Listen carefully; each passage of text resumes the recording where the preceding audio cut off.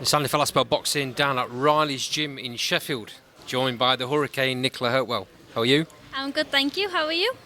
Yeah, I'm great. It's been a long while, mate. I know. 6 months? Yeah, it seems ages since we last caught up. So let's take it right back. Commonwealth title win. Yeah. There's been a lot of bull on social media about how that fight panned out. Yeah. A lot of people, well, not a lot of people, certain members of the opposite corner are saying that she got robbed. Yeah, I mean, I don't know where they're looking on that one. I thought I won majority of the rounds, and I think a lot of people who watched it won majority. I won majority of the rounds as well, but I think it's just because they was in the opposite corner. It was a good fight, but I do think I nicked most of the rounds. Yeah, I had it very clear. So moving on forward, frustrating 6 months. Yeah, I mean, there's been shows in Sheffield, and I thought I'd get on them, and I didn't. So then I'm waiting for a fight date. Finally got one for 19th of October, thank you to Fight Zone and Dennis Hobson, so I really appreciate them putting me on that show. How frustrating is it for you? You work hard all this time, win a Commonwealth title, and then you expect at least one promoter in the country to back you. Didn't seem to happen as quickly as you wanted it to. No, I mean, I thought I'd be supported. I thought I'd get another fight and defend it, and somebody had snapped me up and signed me and probably give me a promotional deal for a few fights, and that was ages coming. So it didn't happen straight away like I thought it were going to, with me winning the Commonwealth title in April. And I've been in the gym and I've been grafting. I've been working really hard, so I made sure ready for if anything comes sooner than October, which it didn't. But I mean, all that time that I have had in the gym, it has been beneficial, and I've worked on different stuff. So it's been frustrating, but I feel like I've used that time in a good way. I've just witnessed a strong technical session. Working on a lot of new stuff. Yeah. I think there's going to be some surprises fight night. Yeah, I mean, there's going to be some differences and some surprises, and yeah, I've just been adding to my game. Like I've taken these few months just to work on stuff that were probably some of my weaknesses, and I've improved things as well. In against, on paper, what looks like a really strong competitor in Mary Abbey, 12-1 with 10 KOs. What do you know about her? Yeah, I know that. I think her nickname's the Iron Lady. I think she's going to be quite tough. I mean, her record suggests that she's a bit of a puncher as well. 12 wins and 10 KOs.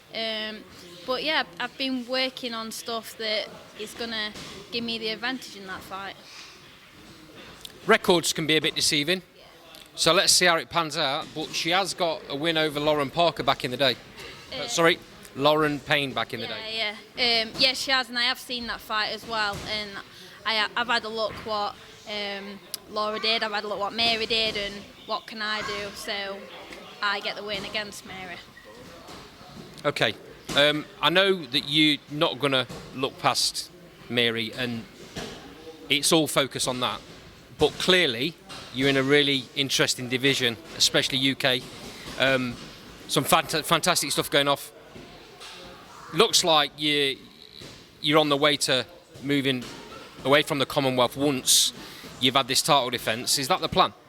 Yeah, I mean, the plan was always to defend it at least once, and that's what I'm doing. But yeah, I can't look past Mary, especially with her record as well. But if all goes well, which I'm hoping it will do, I'd be open to look who else is in the division and see what else I can challenge for, and if I have to defend the Commonwealth a second time, then so be it. I understand you've had some very strong sparring over the last few months building up to this. Obviously, that's winding up now. Not giving too much away, what's that done for you going forward? I've had some great sparring with Jasmina and Sylvia. I mean, each time I feel like it's got better.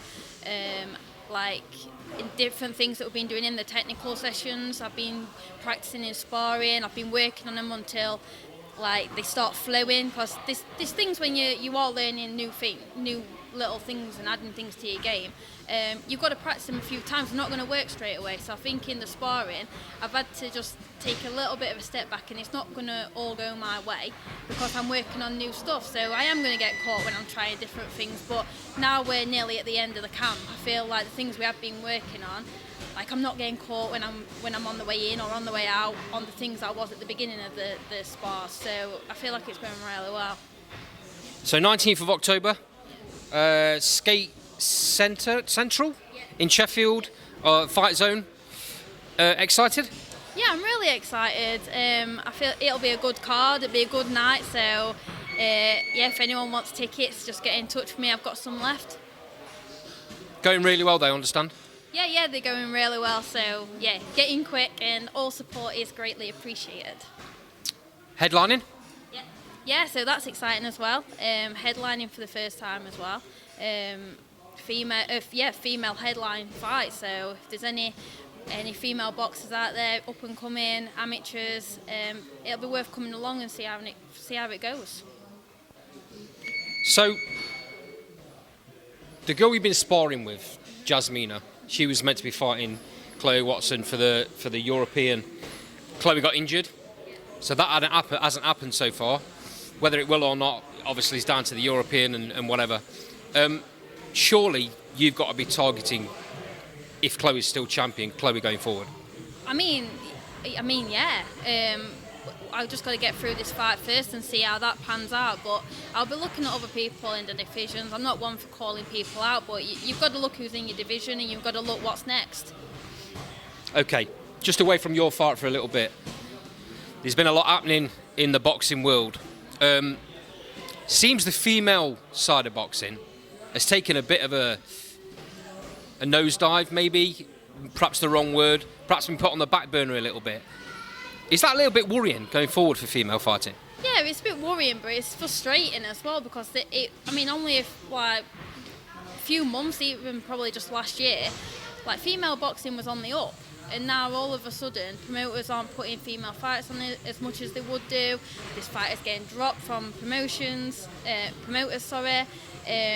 all these fights that's happening in Saudi and stuff. I don't think that's helping. I mean, they are putting a female fight on the next show, but up until then, there's been no female fighters on there. So yeah, I think it's a bit frustrating for everybody really, because everyone's wanting to get out there and they're wanting to fight and have like real fights, because like females do seem to have them real fights, like and domestically as well in the UK, and I don't feel like we're getting the opportunity to do that. Why do you think that is, Nick? I'm not sure. I think it's probably a money thing. I think there's more money in the males and going to Saudi and stuff like that, so I think that's why. Okay. Last weekend, massive fight over in America. Bit disappointed with the way things panned out, but you know you've got a real situation there where Sandy Ryan gets attacked in coming out of a hotel room. What's your thoughts on what went off down there? I mean, that needs investigating and stuff, because it just weren't fair that she had to put up with that and then go and fight. She wouldn't have been in the right headspace as well. Like, red paint, I think, that was thrown at her, and just thinking that you've then got to go and fight, and they've obviously set that up, the Maya fans. So yeah, it's not fair, it's not right. Did you see the fight? I did, yes. How did you score it?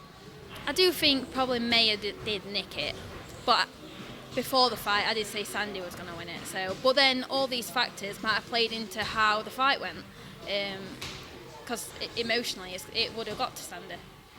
Okay, we've got another gigantic card out in Saudi. Arthur Beterbiev against Dimitri Bivol. A massive, undisputed fight, light heavyweight. It's one that everyone's been waiting for. Prediction time, Nick? Oh, I don't know. Bivol?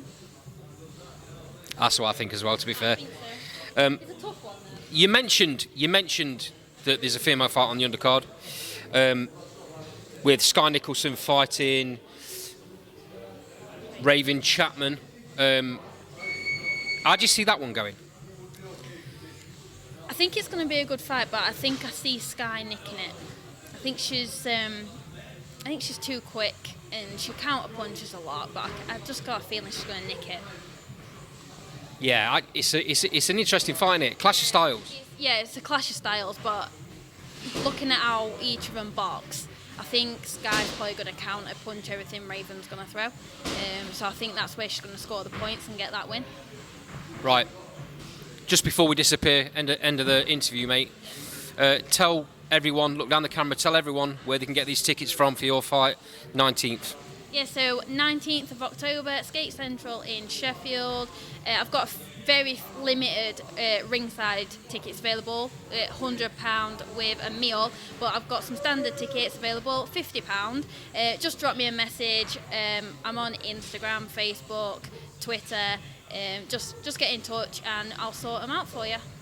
Nick, as always, absolute pleasure. Thank you for having me down here. Thanks for having Lost Bell Boxing down. As we'll follow you going forward as always. Thank you for coming. It's been nice meeting you again. Much appreciated, mate.